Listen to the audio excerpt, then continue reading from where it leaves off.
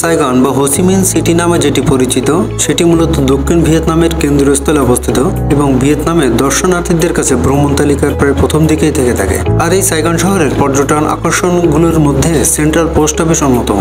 এটি সুন্দর স্থাপত্য ও ইতিহাসের কারণে ডাকঘর ভবনটি পর্যটকদের কাছে বেশ আকর্ষণের কেন্দ্রে। এটি ভিয়েতনামের বৃহত্তম পোস্ট অফিস। ভবনটি 1891 সালে তৈরি করা হয়, যখন ভিয়েতনাম ফরাসি যথা ইন্দোচীনের অংশ ছিল। এটি গথিক, ফরাসি এবং রেনেসাঁ শিল্পীর স্থাপত্য বৈশিষ্ট্যগুলো একসাথে প্রদর্শন করে এবং এটি আলফ্রেড ফুইলুক্স এবং আগস্টিন ডি ভিলদিউ দ্বারা ডিজাইন করা হয়েছিল।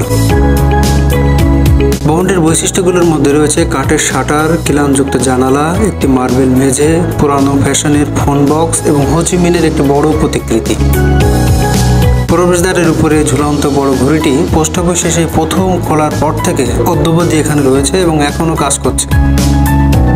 চিত্তাকর্ষক ভবনটি সাইগন নটরডেম ক্যাথেড্রালের ঠিক বিপরীতে দাঁড়িয়ে আছে। বিল্ডিংটিতে এখনো কেন্দ্রীয় পোস্ট অফিস রয়েছে এবং এখান থেকে চিঠি পোস্ট করা, স্ট্যাম্প কেনা এবং ফোন কল করা সম্ভব। এছাড়াও বিক্রয়ের জন্য পোস্টকার্ড তো রয়েছেই। ভবনের ভিতরে 1892 সালের হাতে আঁকা দুটি মানচিত্র রয়েছে। প্রথম মানচিত্রে ভিয়েতনাম এবং কম্বোডিয়া এবং দ্বিতীয়টিতে সাইগন এবং আশেপাশের অঞ্চলগুলিকে চিত্রিত করা হয়েছে।